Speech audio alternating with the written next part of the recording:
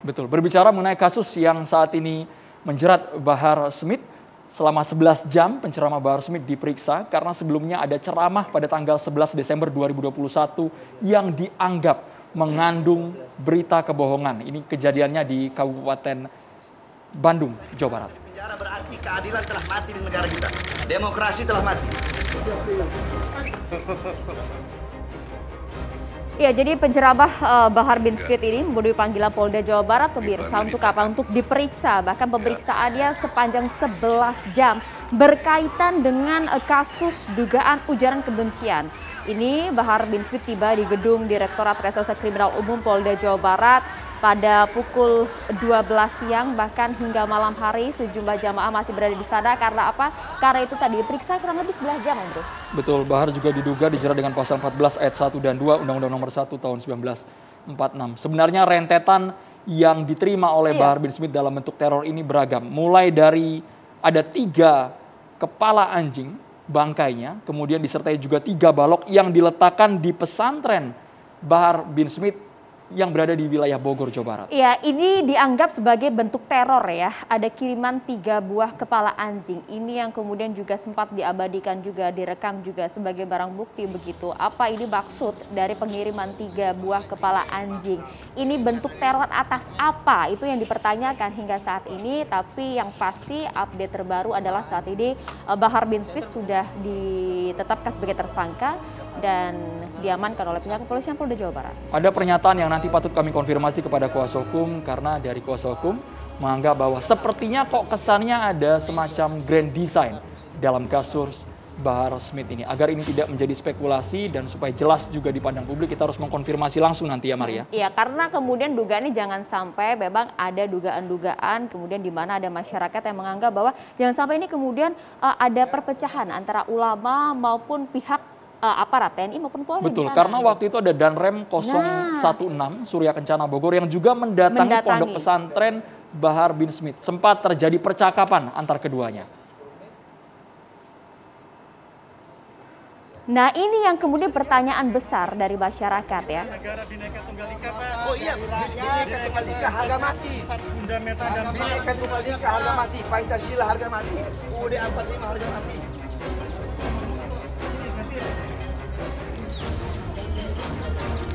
Gak ada kaitannya dengan ini, Pak.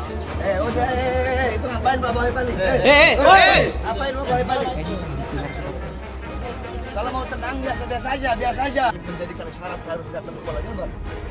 Mau bapak mau nggak datang kemari tetap sering saya bakal datang ke Polda Jawa Barat. Bukan buktinya memang saya udah ngomong. Bahkan dari minggu saya begitu ya. Yang sebelah kiri ini adalah Bahar bin Smith, kemudian ada urusan saya bakal datang di wilayah tempat yang kemudian urusan bapak mau jemput polisi permasalahan. Anda pun bisa membaca secara langsung di layar kaca.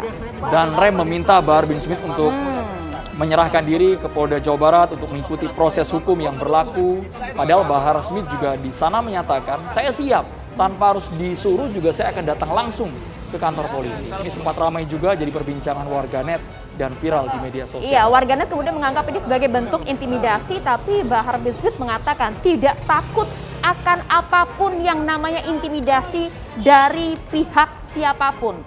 Ini yang kemudian ditegaskan oleh Bahar bin Smith dalam sebuah video tadi. Kalau berbicara mengenai ancaman intimidasi, apa yang disampaikan oleh Bahar bin Smith, ini kita juga sempat memiliki pemirsa sebuah potongan percakapan atau pernyataan dari Bahar bin Smith yang kemudian mengatakan kalau saya di penjara berarti demokrasi sudah mati sampai dengan nyawa saya murah.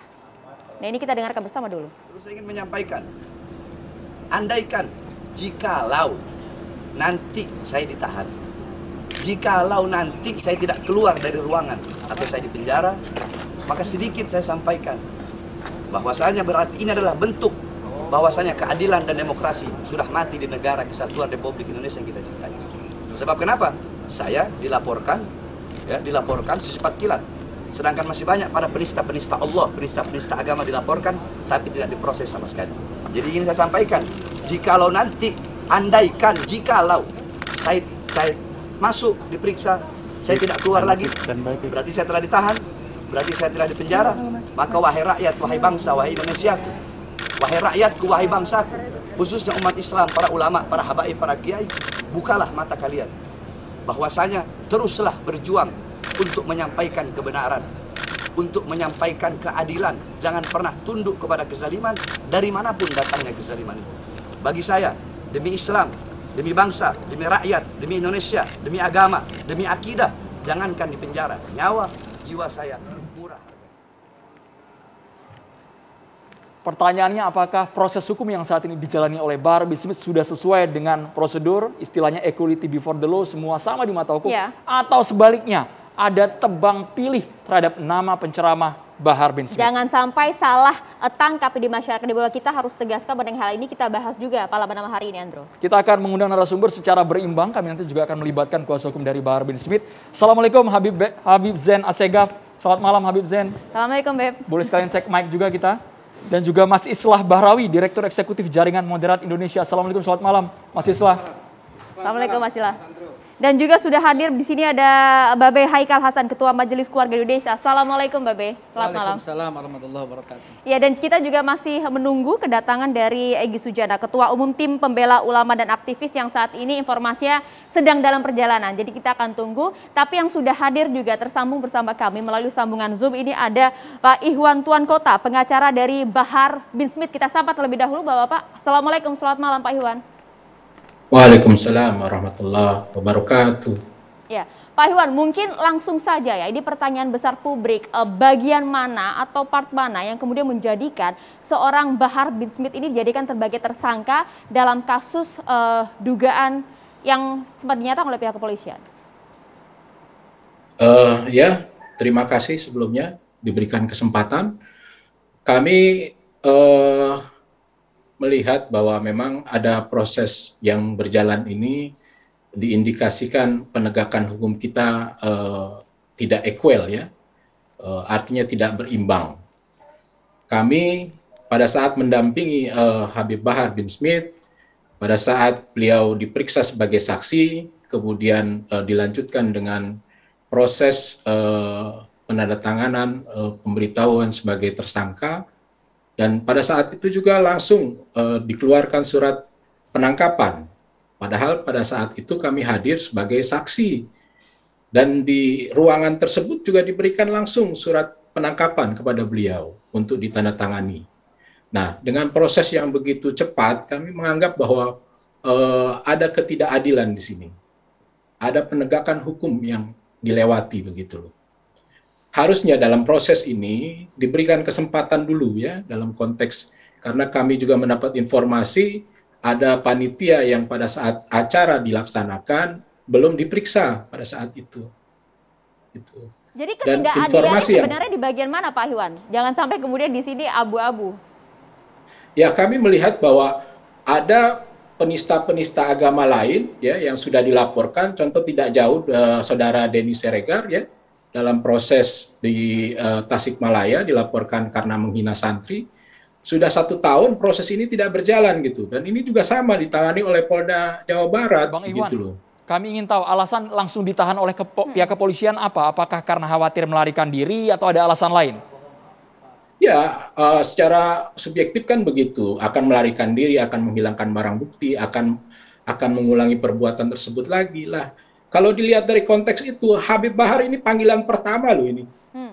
Dia dipanggil dalam kapasitas saksi, begitu loh.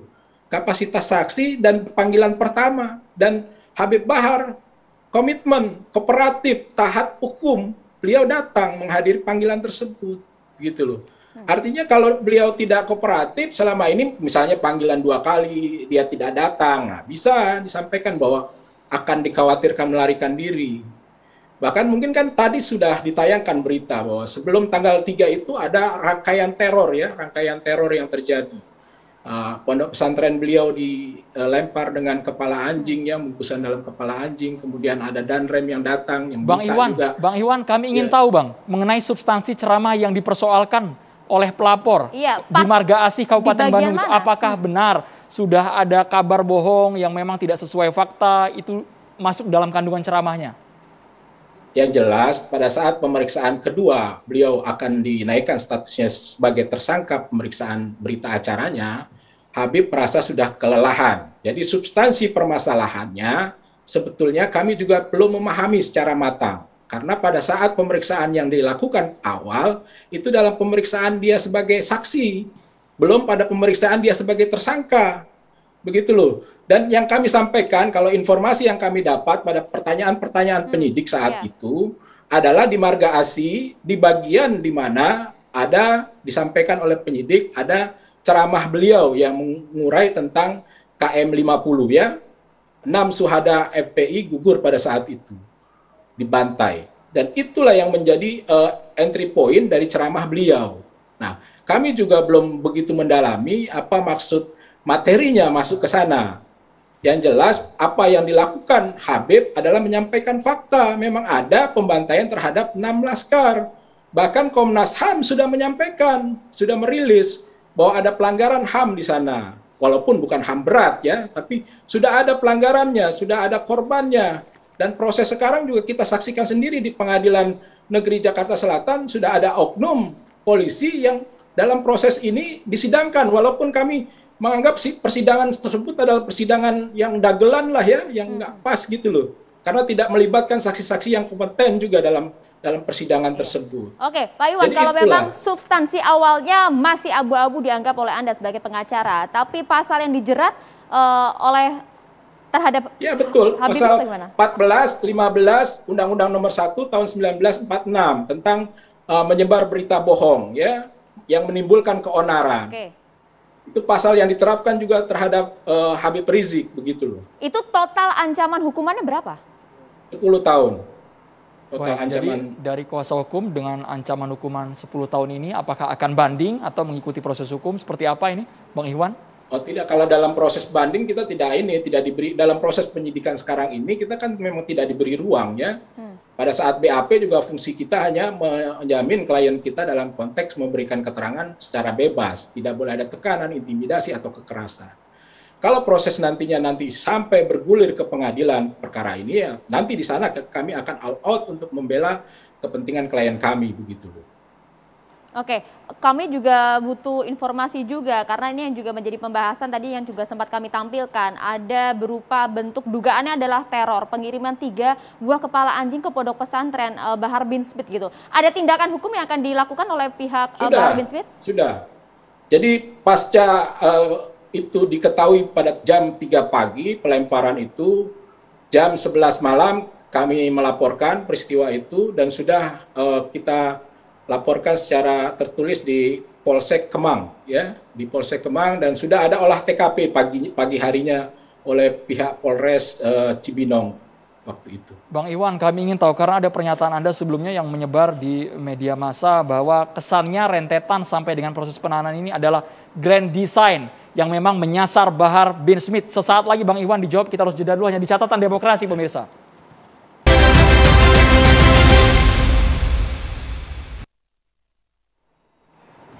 Ya pemirsa, kita lanjutkan kembali berbincang bersama dengan pengacara dari Bahar bin Smith. Tapi sebelumnya kita coba putar terlebih dahulu, Andro. Betul. Kita memiliki potongan ceramah dari Bahar bin Smith yang kemudian dugaannya ini adalah menjadi potongan ceramah yang menjerat Bahar bin Smith sebagai tersangka atas kasus dugaan berita bohong. Kita akan dengar terlebih dahulu bersama-sama. Beliau membuat Maulid Nabi Muhammad, bergembira, bersyukur, bersukacita dengan Maulid Nabi Muhammad SAW, tetapi beliau malah dipenjara, beliau malah ditangkap, saudara-saudara. Beliau ditangkap, beliau dipenjara, 6 pengawal beliau, 6 laskar beliau dibunuh, dibantai, disiksa, dicopot kukunya, dibantai, dikuliti, kemaluannya dibakar, mereka dibikin seperti binatang, saudara-saudara, hanya karena Maulid Nabi Muhammad. Beliau ditangkap, dipenjara, tangan yang mengalir darah suci Nabi Muhammad, tangan beliau diborgol, saudara-saudara. Padahal tangan-tangan kotor para koruptor tidak diborgol. Beliau tangan yang mengalir darah Rasulullah diborgol, dihinakan, dinistakan. Tidak ada, tidak pernah terjadi, hanya terjadi di Indonesia yang negara mayoritas muslim, yang mayoritas ahlus sunnah wal jamaah. Ada anak cucu Rasulullah yang ditangkap, yang ditahan karena merayakan maulid. Siapa beliau? Beliau Al-Habib Rizik bin Husain bin Syihab.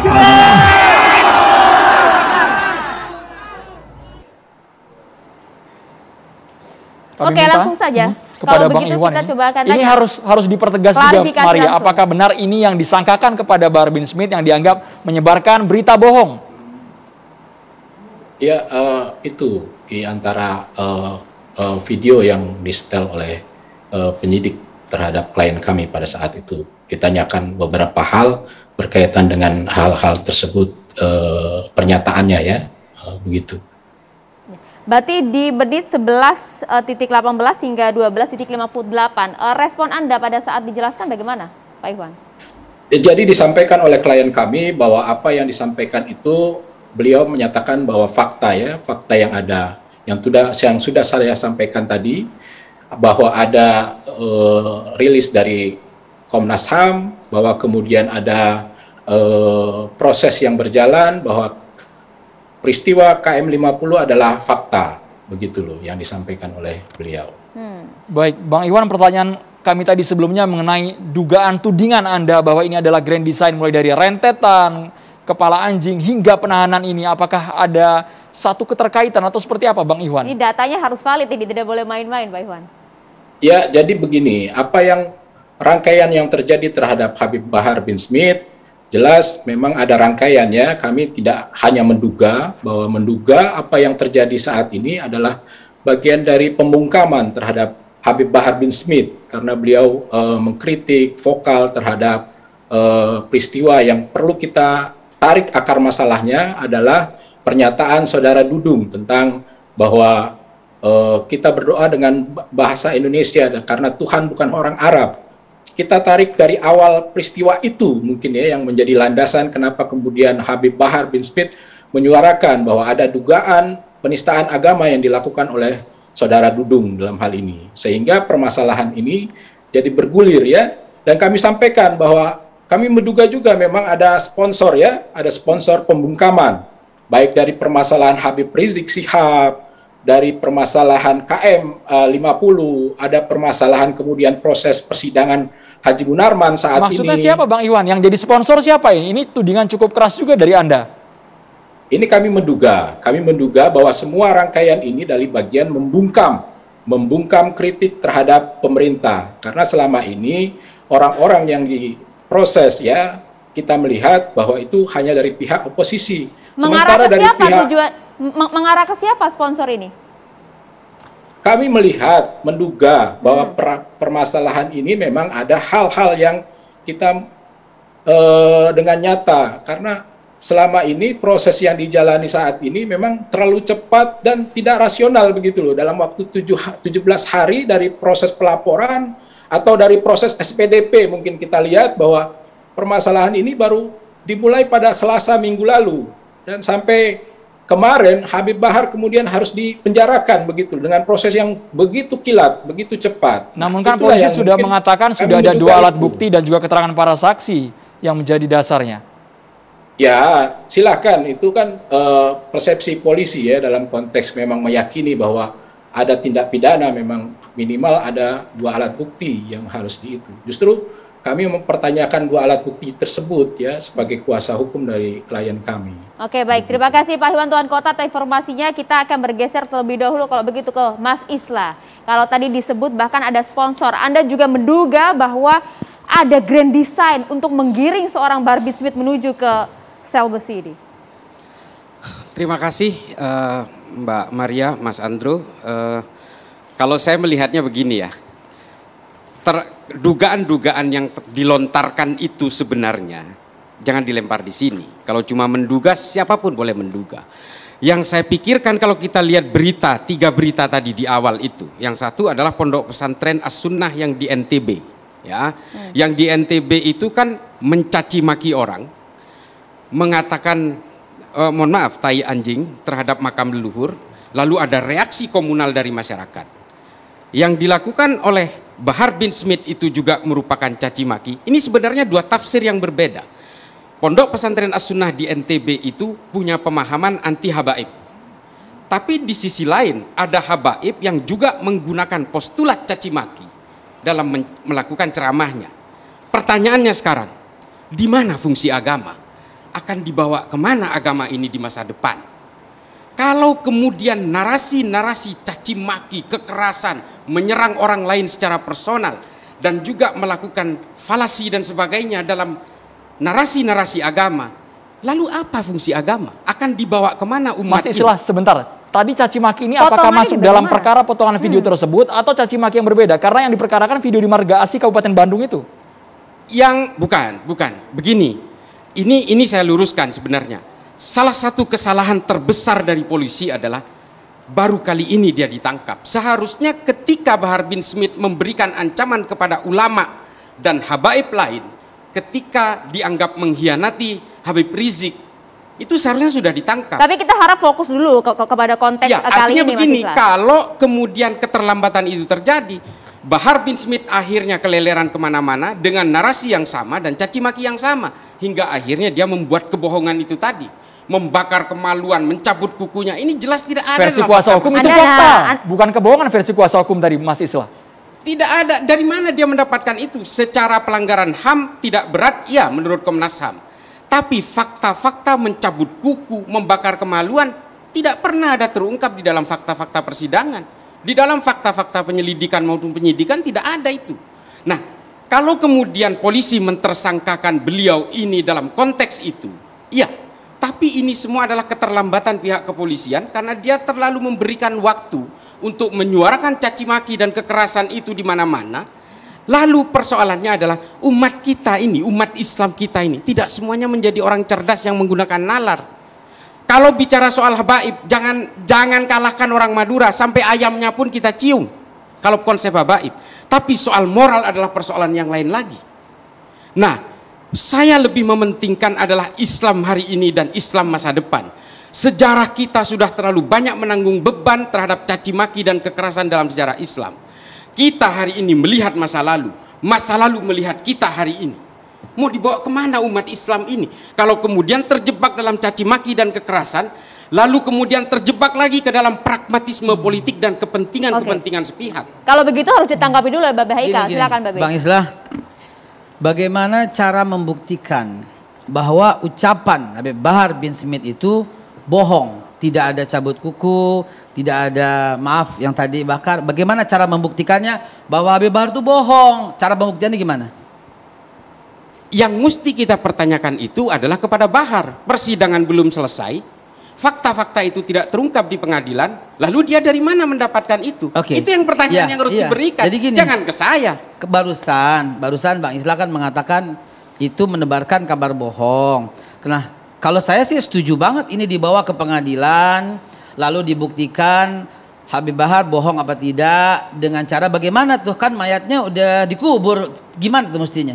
Loh, apa betul diotopsi, bagaimana kira-kira? Begini Pak Haikal, Mungkin orang di dalam hukum kali yang persidangan semua fakta-fakta itu sudah seharusnya terungkap, mulai dari forensik dan sebagainya. Yang harus Anda pertanyakan adalah tanyakan kepada Bahar bin Smith, dari mana dia dapat informasi itu. Sementara dalam berkas-berkas penyidikan, BAP dan sebagainya, itu tidak ada. Pembakaran alat kelamin, pencabutan kuku dan sebagainya. Kita ini sudah terbiasa membeli rumor-rumor yang tidak bisa dipertanggungjawabkan. Dan inilah yang dijejalkan kepada umat kita. Kebohongan-kebohongan dan agitasi, itu membuat kita menjadi dalam bahaya. Beragama ini bukan hanya kita peluk hari ini, Pak. Kita peluk hingga ke hari kiamat nanti. Kalau seperti ini jadinya, orang kemudian antipati terhadap agama dan agama tidak punya daya tariknya. Ini yang saya pikirkan, bukan hanya persoalan cenceremen hukum ini. Enggak, saya setuju dengan apapun yang Pak Islah sampaikan. Yang sekarang kita lagi bahas ini adalah Habib Bahar dituduh bohong, ya kan? Habib Bahar dituduh bohong. Habib Baharnya ini nggak bisa kita tanya nih, karena lagi di dalam. Ya. Yang saya bisa tanya ini Pak Islah, gitu. Maksudnya nanya ke saya apanya? Kan tadi dituduh Habib Bahar ini melakukan kebohongan. Begini logika hukumnya, Pak Haikal. Ketika Bahar bin Smith ini tersangkakan, berarti dia tidak bisa mempertanggungjawabkan apa yang dia omongkan. Kalau gitu masuk ke pengadilan. Loh, yang dia tersangka seharusnya masuk ke pengadilan. Ya, ntar gini, Bang Egy, ini kan saya mau nanya nih orang hukum saya mau nanya. Ya. Begitu di peradilan nanti, bagaimana cara membuktikan? Itu aja yang saya tanya, nggak usah ribet kemana-mana. Apa yang beliau katakan setuju banget.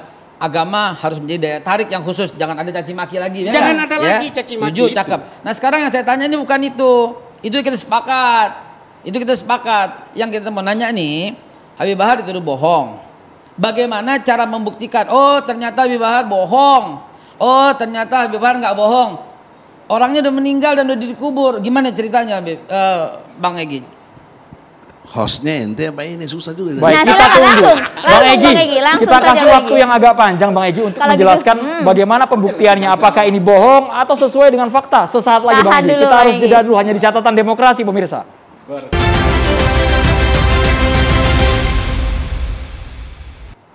Ya, sebelum kita lanjutkan, ini Bang Egy tahan dulu Bang. Kita perlu simak terlebih dahulu di perbincangan percakapan antara Bahar bin Smith dengan Karni Ilyas dalam salah satu YouTube channel atau dalam kanal Karni Ilyas Club. Kita simak beberapa waktu lalu di pernyataannya. Bagi saya risiko paling kecil di penjara Bang Karni. Risiko terbesarnya saya dibunuh. Bisa jadi seperti itu. Dan saya mengambil risiko itu demi apa? Demi Islam, demi bangsa, demi rakyat. Ini video sebelum Bahar Smith ditahan pekan lalu diambil oleh Karni Ilyas di KIC. Bang Egy, tadi pertanyaan dari Babe juga, bagaimana pembuktiannya bahwa ini memang sesuai fakta atau malah sebaliknya mengenai penganiayaan kemudian membakar, mohon maaf, kemaluan itu adalah bohong. Bisa dibuktikan? Ya, saya berangkat dari postulat sebagaimana Adinda. Ini salah satu kader tercerdas dari HIB. Saudara Islah Adinda. Postulat saya, konstruk berpikir saya berdasarkan Al-Quran. Tapi dengan pendekatan objektif, sistematis, toleran, jujur, benar, adil. Os jubedil, Egy Sujana teori. Nah, gitu. Surat An-Nisa ayat 135. Wahai orang-orang yang beriman, jadilah kamu penegak keadilan, menjadi saksi karena Allah, walaupun terhadap dirimu sendiri atau terhadap ibu, bapak, dan kaum kerabatmu. Jika dia terdakwa, kayak Bahar ini misalnya, kaya ataupun miskin, maka Allah lebih tahu kemaslahatannya, kebaikannya. Maka janganlah kamu mengikuti hawa nafsu karena ingin menyimpang dari kebenaran. Dan jika kamu memutarbalikkan kata-kata atau enggan menjadi saksi, maka ketahuilah Allah Maha mengetahui terhadap segala apa yang kamu kerjakan. Dari logika berpikir Quran, objektif Osjubudil tadi dikaitkan dengan fungsi agama yang Adinda persoalkan tadi ya. Di mana fungsi agama? Ini. Ayat ini udah 1443 tahun lalu. Tapi masih aktual hingga hari ini. Nggak mungkin kalau bukan wahyu. Gitu loh, satu logika yang harus dibawa. Jadi bukan logika absurd. Nah, poin pentingnya dalam konteks ini, tadi pertanyaan brother Haikal yang dimuliakan Allah. Masya Allah. Ya. Itu gimana cara membuktikannya? Sebenarnya gampang. Pidana itu berdasarkan azas legalitas, ya, pasal 1 ayat 1 itu KUHP, orang itu tidak bisa dipidana bila tidak ada hukum yang mengaturnya. Gitu loh. Nggak bisa. Maka dalam perspektif itu, bagaimana supaya bisa dibuktikan? Nah, pertama harus ada rekonstruksi. Nah, pertanyaan seriusnya secara tata krama dalam konteks pidana, dalam kasus KM50 ini ada rekonstruksi nggak? Gitu, nggak ada sepengetahuan saya. Kedua, TKP kenapa hilang? Hilang itu, udah hilang lah. Rekonstruksi ada, Bang? Olah Ya, TKP ada, tapi udah nggak Bang ada. Egy. Jadi udah kan kita juga punya apa namanya itu apa ID mulia itu yang dari FFN yang sudah membuat penelitian Nggak dalam bisa, pengertian. ada rekonstruksi. Jangan membuat Enggak, interpretasi dalam sendiri, Bang. pengertian, ini pertanyaan saya, kalau ada ya bagus. Jadi jangan dipersoalkan itunya. Tapi rangkaian cerita ini, kan dia nanya bagaimana cara membuktikan. Saya jawab secara ilmu hukum. Gitu brother. Oke, jadi yang kedua, Setelah rekonstruksi mesti diperdalam dengan gelar perkara. Harus jelas gelar perkaranya. Nggak boleh, itu peraturan Kapolri nomor 6 sekarang, dulu nomor 14 tahun 2012, sekarang nomor 6 tahun 2019. Peraturan Kapolri harus ada gelar perkara. Pertanyaan seriusnya, ada nggak itu? Gitu loh, Bro. Ada. Nah, kalau ada dari keluarga korban dan dari lawyernya yang jadi lawyer dalam konteks itu diundang nggak? Kan harus komprehensif. Nggak bisa gelar perkara internal saja, ini peristiwa besar. Ada 6 nyawa orang meninggal. Di Quran, Al-Maidah ayat 32, 1 orang aja dibunuh tanpa cara-cara yang benar, itu sama juga membunuh seluruh manusia. Al-Maidah ayat 32. Nggak pakai logika saya, pakai Quran. Ya. Sebaliknya kalau kamu memelihara 1 orang sama dengan memelihara seluruh manusia. Quran, ya. Ini Habib pasti ngerti juga. Ya udah. Mikrofon. Iya. Mikrofonnya boleh Habib Zain, mohon maaf. Ayat itu dan dipotong dong. Nggak dipotong, siapa yang potong? Kalau orang itu tidak hendak membunuh, kita membunuh orang itu dosa besar. Tapi kalau orang itu mbak pistol bunuh, ya harus ditembak duluan dong. Nggak ada begitu. Loh, Anda motong ayat dong. Jangan debat gitulah. Baca Al-Maidah 32. Kalau iya, orang itu tidak iya. hendak membunuh, yang benar itu nanti dibacakan saya tadi. Bukan, Udah. dengar dulu. Kalau orang itu tidak hendak membunuh, dibunuh sama aja membunuh seluruh manusia. Tapi kalau orang itu membunuh, ya ditembak dong. Nggak ada kata hendak tuh. Baca dong ayatnya, jangan dipotong Oke, dong. Kita buktikan ya. Iya.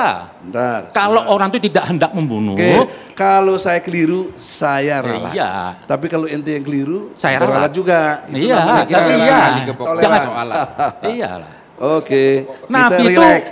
Ya. Iya, ini Nggak saya benar kira nih. saya pikir nih Nggak, kita bentar, tidak dia membahas soal Enggak, KM pembicaranya kayak 50 pengajian nih. sebenarnya. Akhirnya enggak ke konteksnya. Nggak ada urusan, bukan Kita bukan pengajian. membedah ayatnya, Ini cara Bapak-bapak, mohon membuktikan. maaf. Kita kembali ke konteks kan kalau Ini hak saya bicara, saya mau bicara aja Pak. Ini Boleh. catatan demokrasi. Bang Egy, boleh. Kok Silakan, protes-protes silakan, lagi? silakan. silakan. Ayat 32.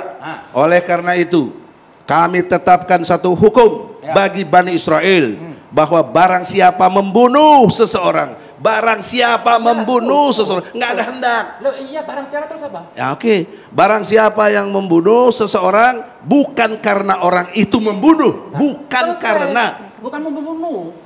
Bukan penjahat kok. dia Mikrofonnya membunuh. bisa digunakan? Kan di situ dibilang bukan hendak membunuh. Nggak ada kata hendak. Iya, membunuh itu apa? Dengar nih, baik-baik saya ulangi ya. Saya kira ini Bukan tidak karena orang konstruktif, itu Mas. membunuh. Kembalikan saja ke pokok permasalahan, udah, Pak. jadi Nggak itu. usah ngebahas tafsir-tafsir. Berarti kagak ada hendak, lu ngarang-ngarang aja lu. Oke. Kalau kembali ke konteks Ini bagaimana saya Bang baca Egy? orang. Pembuktiannya. Sudahlah, Bang. Udah Jadi selesai, udah oke. Baik. Makanya lu jangan ganggu lu. Kita kembali ke proses hukumnya, Bapak-bapak. Kalau penafsiran ayatnya nanti Iya, saya tidak nafsirin, saya baca letter lah. Silakan. Letter lah. Silakan. Dari poin pentingnya saya sudah jawab yang pertanyaan Adinda, Bu, Anda senior apa enggak? Jadi poin pentingnya itu saya sudah jawab dengan konstruksi ya, dengan rekonstruksi, dengan gelar perkara dan dengan nanti di persidangan. Nah, persoalan seriusnya katanya Adinda ini nggak ada tuh cabut kuku, nggak ada. Itu kan harus dibuktikan dengan fakta. Jangan lagi dibalikin tanya tuh si baharnya, jangan begitu dong logikanya. Mestinya tanya di fakta, tanya di keluarga korban paling tidak, apalagi yang memandikan mayat itu. Pertanyaan saya sama Andina, ada nggak yang memandikan itu bercerita tentang itu? Coba jawab. Silakan Bebe. Kebetulan saya bertemu dengan keluarga korban. Dalam rangka pada waktu itu ada yang mau menitipkan hadiah dan keluarga korban bercerita. Nah, saya bilang ceritanya ntar di pengadilan. Bahwa salah seorang keluarga korban waktu memandikan korban, ya, waktu memandikan keluarga korban menyaksikan yang memandikan jenazah, melihat 1 atau 2, saya jumlahnya bukan 6-6-nya, kuku-kukunya sudah tercabut. Pertanyaannya, apakah dicabut secara paksa atau tercabut secara tidak terpaksa, tidak dipaksa? enggak, Pak Haikal meyakini cerita itu. Oh iya. Saya nggak yakin. Saya bertanya, Ya, artinya tidak Ada meyakini, bukti di sana, Pak Be? tidak meyakini cerita itu. Saya tidak yakin, saya tidak tahu benar Ya udah, atau selesai. salah. Selesai. Bukan begitu. Kita tanya gimana? dulu, ada buktinya tidak? Bukan Ada begitu. bentuk bukti, foto, Bukan videonya begitu. mungkin, Kalau Pak Be? umpamanya nggak yakin, apalah saya? Ya berarti dongeng kalau nggak yakin. Bukan Pak, bukan. Saya bukan penentu. Selesai. Nanti dalam persidangan berikutnya ini lanjutkan. Jangan di stop, lanjutkan sampai Habib Bahar masuk ke pengadilan. Lalu cara membuktikan apakah Habib Bahar bohong atau tidak, hadirkan keluarga. Lalu membuktikannya apakah keluarga bohong atau tidak, mayatnya diotopsi, barangkali begitu dalam catatan hukum. Nah, logika ini membangun hukumnya adalah konsep terbalik dari Adinda punya pikiran. Masa ukurannya diyakin? Apa urusannya yakin? Lagi pula saya. Jadi urusannya fakta. Gini Bang, Dengar sebentar. Kalau berbicara soal ini waktu hukum. saya bicara, nanti selesai baru Anda tanggapi. Abang juga nyerobot juga Enggak, tadi. ini memang Kita waktunya berikan dulu saya. kesempatan. Baik, bergiliran Bapak-bapak kita coba untuk jadi, adil pembagian durasi ukurannya bukan berbicaranya. yakin. Gampang nanti dijawab. Lo bilang aja saya yakin. Habis deh. Jadi oleh karena itu bukan itu. Bukan itu. Tapi di fakta. Nah fakta ada yang memandikan. Jadi kenapa harus tanya Bahar? Kalaupun ditanya Bahar dia juga akan cerita begitu. Dia dapat Abang ini cerita kayak dari bukan praktisi hukum. itu Kalau praktisi cuma hukum. cerita, Bukan. kalau soal narasi, Lu baru terus itu ngopi dianggap apa? sebagai kebenaran Lu kalau yang nggak ngerti hukum hakiki. jangan ngomong lu. Bang, kalau cuma sekedar cerita tanpa ada forensik, ada otopsi dan sebagainya, lalu Nah. kemudian berbekal cerita, ini kan tidak bisa dipertanggungjawabkan Ini sebagai cerita. cerita hukum. Bang, Saksi mata. Sebentar, Ah, itu. saya Ya, lanjutin. gimana? Kan saya bilang nih, pada keluarga korban, waktu memberikan hadiah dari orang yang menitipkan, Bu, Pak, ini ada orang nitip nih, melalui 212 datang nih, gitu kan? Bu, ini hadiah nih supaya ya bisa melanjutkan hidup dengan baik, gitu kan? Lalu saya tanya, Ibu, Bapak, bagaimana kondisi almarhum? Oh, saya ikut bersama menyaksikan dimandikan. Ceritanya begini, kukunya ada yang hilang. Bapak tanya, yakin nggak? Lo kan saya nggak lihat. Oke. Gitu kan? Menurut Pak Haikal, kira-kira Bahar bin Smith ngelihat nggak? Enggak juga. Ya. Cerita. Karena itu, That's the point. karena itu, Bapak juga jangan menghukum pasti salah. Sebagaimana saya tidak menghukum pasti benar. Presumption of innocence itu jelas. Tapi Pak. kalau Bahar bin Smith juga tidak melihat kondisi seperti yang diceritakan oleh keluarganya itu, jangan kemudian menyampaikan ke orang lain seolah-olah ini adalah kebenaran. Ini persoalannya. Karena Bahar tidak punya bukti seperti itu ya, masih selaya. Itu yang Begini Danda, dalam konstruk hukum nih. Ketika Habib Halo. Bahar dipanggil, ditangkap, Pasal- kan kita nggak dengar. protes. Nah, Jen. ntar pada waktu pengadilan aja gitu loh, Pak. baik. Kalau Oke, kalau kalau debat begitu, Bang logika Edi. nggak selesai. Kita pakai dasar hukum. Dalam perspektif KUHAP pasal 184 tentang alat bukti itu salah satunya disebut saksi. Itu alat bukti. Saksi itu apa? Enggak cuma mata. Apa yang kau dengar? Apa yang kau lihat? Apa yang kau dengar? Apa yang kau ketahui? Itu kategori saksi. Jadi dia bersaksi dengan pendengarannya. Alat bukti yang satu lagi, Apa tuh? lu kan harus ada dua alat bukti. Ya Satu alat bukti saksi. dosanya dokumen bisa, peristiwa itu bisa, itu alat bukti juga. Jadi oleh karena itu jangan nggak dihargai pendengarannya, namanya informasi. Oh jelas. Bang Egy. Ya sudah jangan terus Jelas kalau karena itu soal yakin nggak yakin nggak ada. Ini Cuma nggak punya masalahnya ilmu. adalah gini Bang, jangan-jangan Ya. apa yang diterima oleh Habib Bahar bin Smith ini sama juga dengan yang diterima oleh Babe Haikal. Nah Ini itu nanti masalahnya. kan kalau masalah ini kan harus dibuktikan di persidangan. Ya, Tapi kalau begini, logika Bang itu Egy. dipakai di saya tanya, kenapa Anda yakin sekali tidak ada? Anda tahu dari mana informasi yang tidak ada? Itu perlu dijawab masih setelah kita harus jeda hanya sesaat lagi di Jatah jangan Demokrasi itu. pemirsa. Kita akan segera kembali. Kita kembali ke topik Bapak menjawab tadi bagaimana pembuktiannya. Itu nanti di proses persidangan. Lalu pertanyaannya Bang Egy juga bisa menanggapi. Kenapa langsung ditahan dengan proses yang dianggap kilat oleh kuasa hukum? Hanya 17 hari Habib Bahar langsung ditahan. Bang Egy. Ya, memang dari sisi pendekatan hukum ini hak subjektif polisi. Jadi namanya subjektif kan lawannya objektif ya.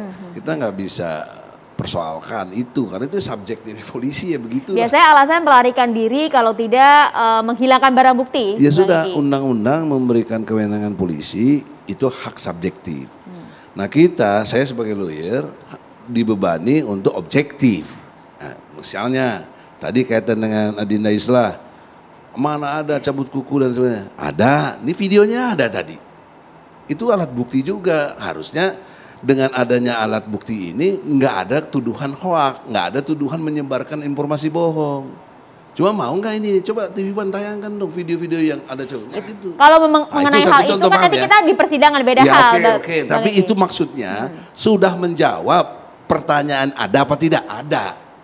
Clear toh? Harusnya nggak ada. Ada kemungkinan untuk melarikan diri misalnya kemudian subjektivitas ini dimunculkan? Karena sejarahnya Habib Bahar itu pernah di penjara dan dia kooperatif. Dia diundang ke Bandung, dia datang. Dia gentle orang itu. Itu saya salut dari segitu. Nggak ada yang berani untuk begitu, relatif ya. Nah oleh karena itu nggak ada alasan untuk bagaimana larikan. Enggak, dia gentle, dia ada videonya.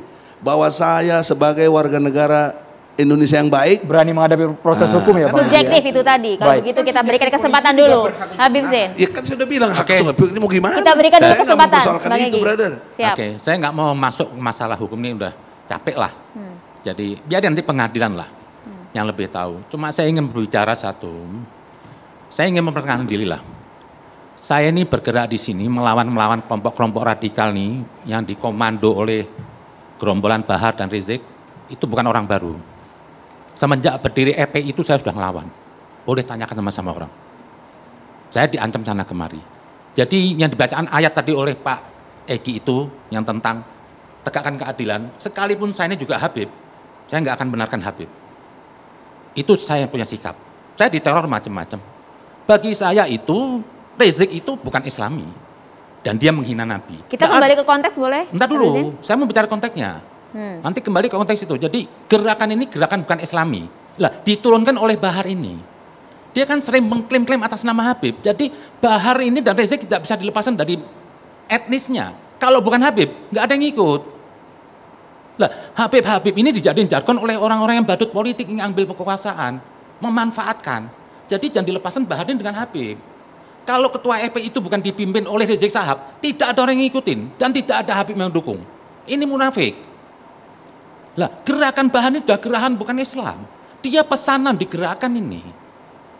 Caci maki di Tudingan Maulud. Anda keras, harus ada bukti nih Habib Zain. Loh, bukti, saya bisa saksi bukti loh. Caci maki di Maulud. Itu kalau Maulud tuh, kebiasaan orang kalau Maulud, berdiri itu mendatangkan Rasul. Ini caci maki. Yang ngaku katanya cucunya, ini enggak benar.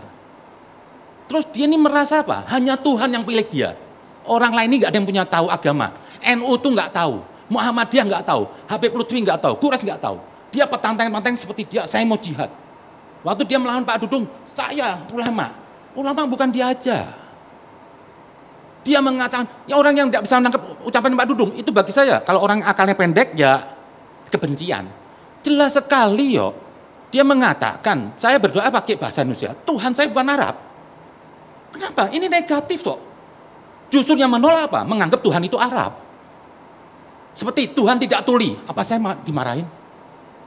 Ini kenapa? Tapi buktinya pelaporan yang diusut bukan soal Jenderal Dudung, tapi pelaporan yang dimargasi. Terlepas itu dulu. Ini kan itu di masjid. Terjadilah ini Bahar. Kalau saya bilang Bahar ini apa? Dari kemarin harus ditangkap. Tadi mengatakan pengacaranya, kok yang lain nggak ditangkap? Itu Denny Sergar. Dia perorangan. Kalau Bahar ini apa? Ingin menggerakkan massa. Ini bahaya. Ini orang-orang awam ikut dia. Tapi pihak kepolisian tidak menyebut hal Terlepas itu. Dulu, itu ada efeknya. Kenapa Bahar diambil duluan, kok Leleng enggak? Karena bahaya ini Bahar. Untuk NKRI ini bahaya. Dia menggiring orang. Orang awam suruh ikut. Jadi tidak salah. Harusnya bagi saya itu kemarin, waktu dia melecehkan TNI itu, Bahar itu tangkap. Karena kalau sudah marwah TNI hilang, negeri ini habis. Dengan tuduhan serampangan, didatengin TNI ke rumah. Loh, TNI juga punya hak silaturahmi ya. Tapi Bahar juga diteror, ada 3. Itu bisa jadi sandiwara dia. Sandiwara Kalau dia. mau teror, pukul aja di luar. Bisa aja tuh kambing dikirim sama dia. Ini orang-orang nggak benar. Itu kan masih Tapi dugaan loh, ya, Beb? Saya juga menduga, boleh dong. Kalau dia menduga, saya menduga, bisa aja dikirim. Ini semua ada rekayasa. Bahar ini ada sutradaranya, bukan jalan sendiri. Ada yang memanage. Siapa itu yang Ya sudahlah, Anda tahulah. Orang-orang yang nggak suka lah. Ini beda Harus versi ada Habib datanya, Zain. Tadi Beb. kuasa hukum menyatakan ada sponsornya yang sponsor. menangkap Kan kuasa Bahar hukum, bin Smith. dia juga menduga. Saya boleh dong, saya juga menduga. Kan kuasa hukum itu menduga ini ada grand design. Loh, ini sudah nggak benar. Biarkan dulu pemerintahan. Jadi jangan disamakan Bahar dengan person. Bahar ini membawa umat banyak menyesatkan. Tapi Anda juga menduga bahwa ada grand design untuk menggiring Habib Boleh dong, Bahar saya ini juga menuju ke menduga. sel? Karena apa? Semua itu ada sutradara. Bisa jadi. Lah, kalau yang diperankan oleh pemerintah wajar. Kenapa mengaman? Nggak usah Habib didewa-dewakan, nggak usah Habib. Semua sama saja. Ini ada kultus-kultus yang salah. Nggak usah didewa. Lah, kenapa bahayanya Bahar ini? Karena orang awam ikut. Nanti dibumbuin nggak dapat syafaat. Menurut Anda proses hukum yang dijalani Habib Bahar ini apakah sudah sesuai prosedur atau ada kejanggalan? Sangat prosedur. Kalau bicara tadi Bahar bicara kata apa? Saya demi keadilan dan demokrasi, saya nggak takut. Loh, Anda nggak adil. Mana sih perjuangannya Bahar yang Islami? Gebukin anak kecil, gebukin supir Grab. Oke, jadi tidak ada Kok kejanggalan di teriak-teriak sini jihad, ya. kok teriak-teriak Islam? Jangan klaim-klaim Tuhan milik Anda. Ini yang bahaya. Kalau Bahar tuh bicara sendiri di kamarnya atau bicara sama Pak Hasan Hekal berdua, saya nggak gubris. Ini pembicaraan Bahar ini apa? Bisa mengaruhi orang awam untuk makan. Harus ini ditangkap. Babe Haikal Ini tuduhan tanggapannya, yang cukup pengaruh serius, Bahar Bang bin Beb. Smith yang diwaspadai, yang dikhawatirkan oleh Habib Zain tadi. Begini, kita punya lembaga yang sangat terhormat, namanya Majelis Ulama Indonesia. Ya, sejak kapan kita ini menghakimi orang di meja, mengatakan si A salah, si B nggak benar, si B sesat? Sejak kapan? Kalau saya berprinsip, kalau ternyata ada seorang penceramah yang bahasanya kurang pas begini, harusnya bukan sebuah proses penangkapan dulu. Dialog. Sejak kapan kita ini kehilangan kesempatan untuk dialog? Karena ada pembiaran. Pak Hasan sebentar. Sebentar. Dialog ini akan menyelesaikan semua masalah. Dialog akan menghilangkan kecurigaan. Yang Habib Zain katakan juga mengandung unsur kecurigaan, bahkan mengandung unsur tuduhan. Kenapa nggak duduk dialog, Meskipun ada unsur difasilitasi oleh MUI sebagai fasilitator. Andai kata apa yang dikatakan Habib Bahar itu kemarin salah, kemudian ada masalah dengan Pak Dudung, lalu didudukan dengan MUI, cantik sekali. Seharusnya kita udah berpikir ke sana. Kalau sekarang ini ditutup dialog ini dengan narasi yang terakhir dari Habib Zain, penutupnya itu nggak indah, tidak mencerminkan sebuah persatuan. Begitu loh. Bentar dulu, mau dialog gimana? Kalau Bahar itu punya kuping, punya akal, banyak orang yang nggak suka. Loh, ada NU dukung dia. Apa NU itu goblok? Habib Quraisy dukung dia. Apa Habib Quraisy goblok? Kalau dia punya telinga yang baik, hatinya bersih, dia berhenti. Nggak harus dialog dong. Saya nggak sanggup nih menanggapi bahasa Habib Zain yang kasar begini. Loh, kok kasar gimana? Anda kan membela Bahar. Enggak. Anda memperalat Habib. Anda mau jual Habib. Sudahlah. Anda jangan bersilat lidah, saya tahu. Anda pernah ngatain keturunan Nabi itu kafir loh. Loh, itu fitnah. Loh, itu fitnah. Apa Anda bicara? Itu fitnah. Anak bapaknya Imam Ali kafir. Itu fitnah. Anda Kita kembali ke konteks terlebih dulu. Kita tidak mengungkit sedikit itu soalnya, Beb. Kita tidak mengungkit pernyataan-pernyataan yang tidak terbukti. Itu ditulis enggak, itu ditulis Anda oleh bersilat seorang lidah. Loh, Anda mau jual Habib. lu bagaimana menjual? Sudah. Kita tahan, Saya tahu Babe Anda, Haikal, Habib Zain kita tahan, kita berikan kesempatan ke Bang Jadi Islah, silakan. begini. Ini kan sebenarnya adalah titik kuncinya kepada kesadaran. Saya juga berharap bahwa tidak semua persoalan yang berkaitan dengan agama ini harus diselesaikan dengan law enforcement sebenarnya.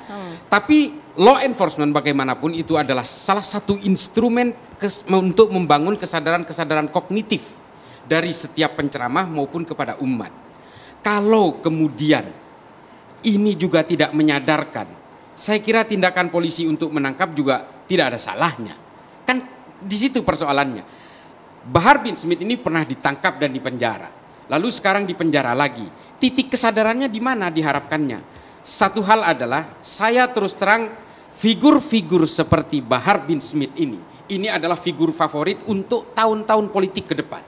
apalagi nanti tahun 2024. Guliran-guliran politisasi agama ini akan menggelembung besar dan tokoh yang akan diglorifikasi sudah pasti antara Rizik atau Bahar Smith. Ini akan menjadi tandem yang luar biasa untuk memporak-porandakan dan membangun sekat-sekat sosial politik di dalam kebangsaan kita.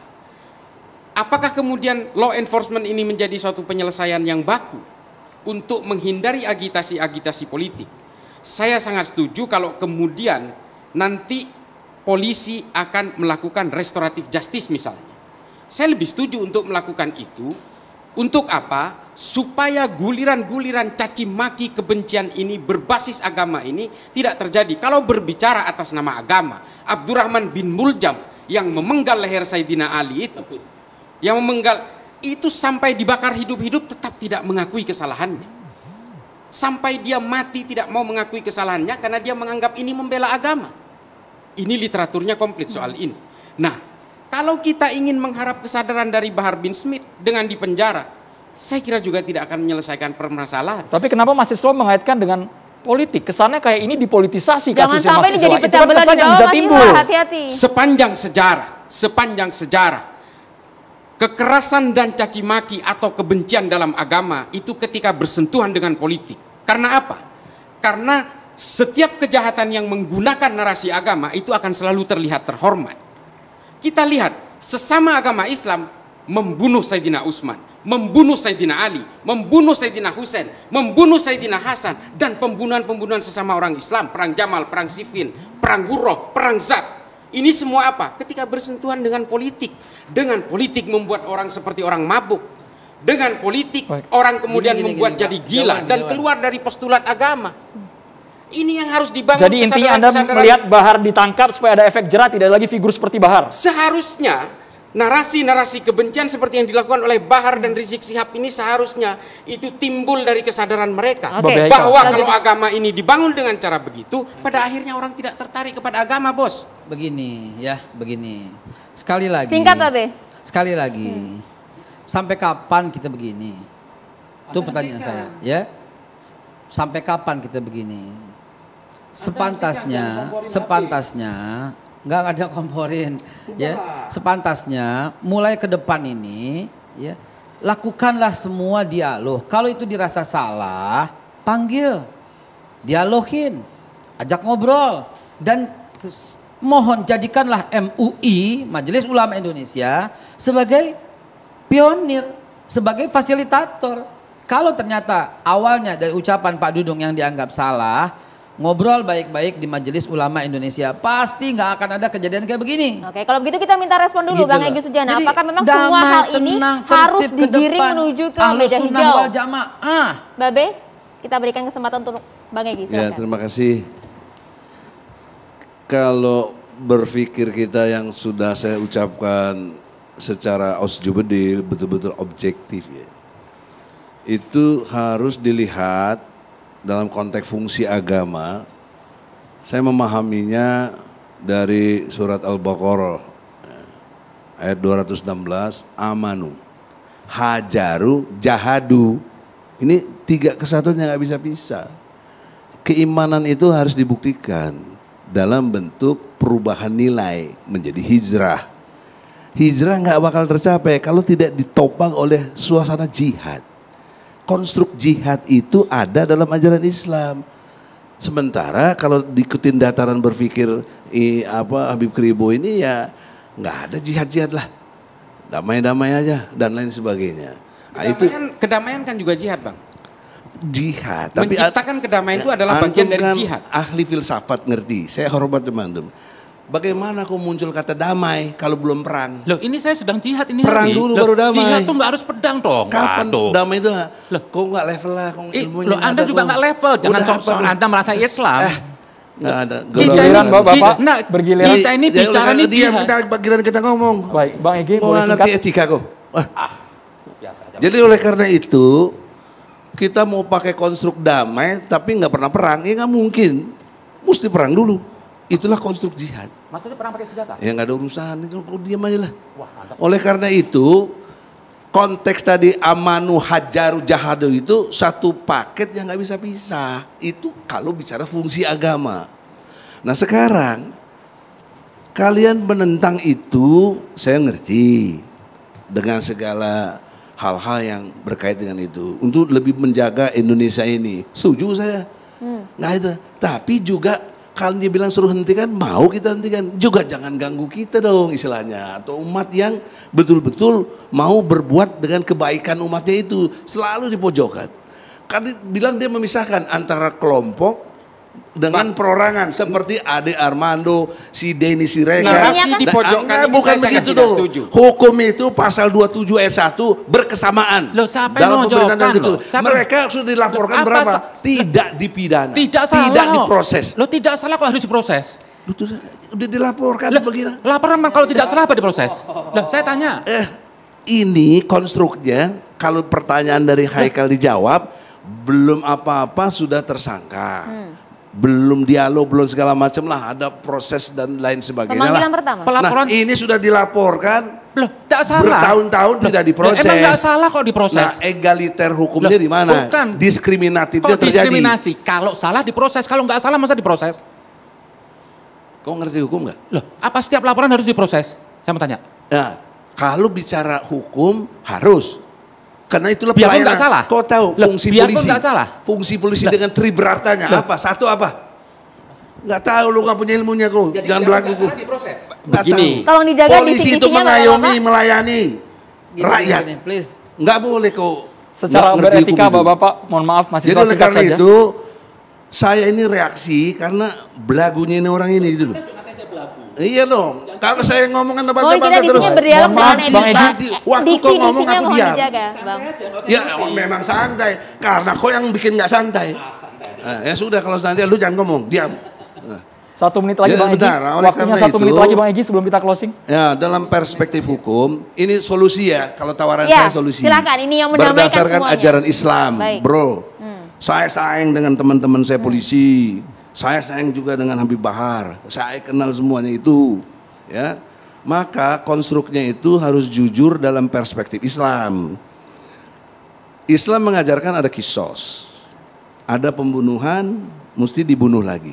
Dengar dulu sebentar, brother, jangan salah sangka dulu cara berpikir saya.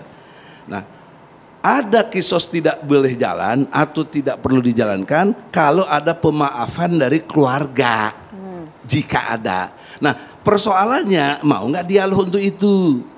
Kalau mau bayar diat.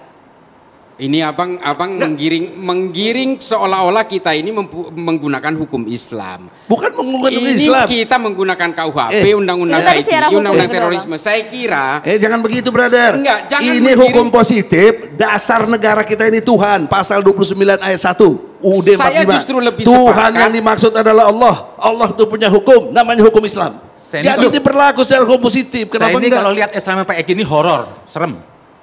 Ngomong lagi. enggak. Ini Mungkin Tenang, yang tenang. dimaksud adalah Tadi dengan soal restoratif Bapak-bapak, justice tenang. misalnya. Mohon Kita maaf. tahan terlebih dahulu Kita harus catatan jeda. demokrasi. Catatan ini kan demokrasi. kita nawarin solusi Pemirsa untuk kita akan kebaikan. segera kembali sesaat lagi pemirsa, tetaplah bersama kami.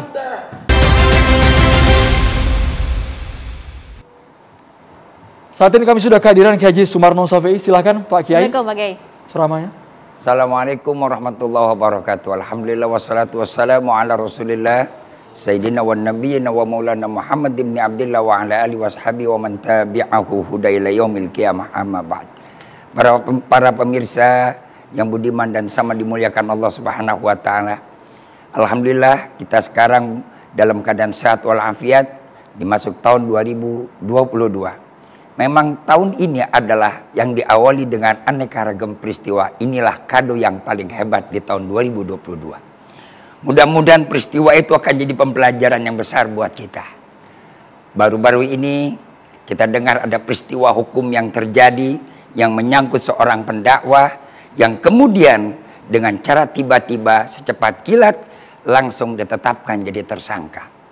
Itu adalah hak penegak hukum. Dan itu adalah bagian wilayah hukum. Yang terpenting bagi kita pembelajaran adalah bagaimana kita sebagai warga negara yang harus sekarang taat hukum. Dan ini yang paling sulit harus kita bangun bersama. Sebab jangan kita hanya pandai berbicara tentang hukum, tapi nggak pandai kita sadar terhadap hukum. Allah Subhanahu wa Ta'ala menurunkan agama agar manusia bisa tertata. Di dalam agama ada ajaran-ajaran, di dalam agama ada aturan-aturan, di dalam agama ada hukum yang harus ditegakkan. Qu anfusakum wa ahlikum nar. Yang pertama adalah buat diri kita sendiri, baru buat keluarga kita. Jikalau kita sudah mampu menata diri kita dengan baik dalam aturan jalan kehidupan, insya Allah keluarga kita akan jadi baik, masyarakat kita jadi baik.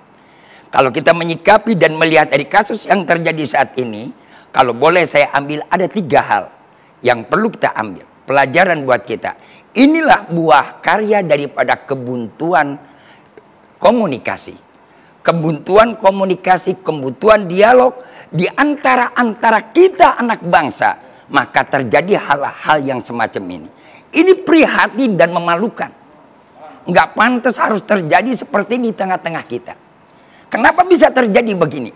Siapapun manusianya, apapun pangkat jabatan kedudukannya. Ketika yang namanya sudah ada kekurangan, ada kesalahan, kalau pandai kita bisa berkomunikasi dengan segala lapisan yang ada di tengah-tengah kita, insya Allah akan terjalin dengan baik. Yang kedua, kita harus membangun etika. Ketika etika ini kita langgar masing-masing, akhir terjadi benturan tupoksi. Yang satu mengambil kemana, yang satu lari kemana. Akibatnya bertolak belakang. Sementara antara bangsa dan negara kita ini adalah yang terdiri dengan berbagai anak suku bangsa, yang berdiri dengan berbagai macam etis dan agama. Kita harus sadar peran ulama dan peran TNI Polri dan peran penegak hukum sama fungsinya dan sama beratnya. Ulama menjaga peran bangsa untuk bagaimana membangun moral, TNI bagaimana membangun teritorial, dan harus seiring seirama. Makanya saya amat khawatir ketika peristiwa ini terjadi, seakan-akan ada klik desain yang paling mengkhawatirkan adalah ingin memecah belah antara ulama dan TNI. Harus kita sadar bahwasannya sekarang ini adalah biarkan penegakan hukum harus berjalan.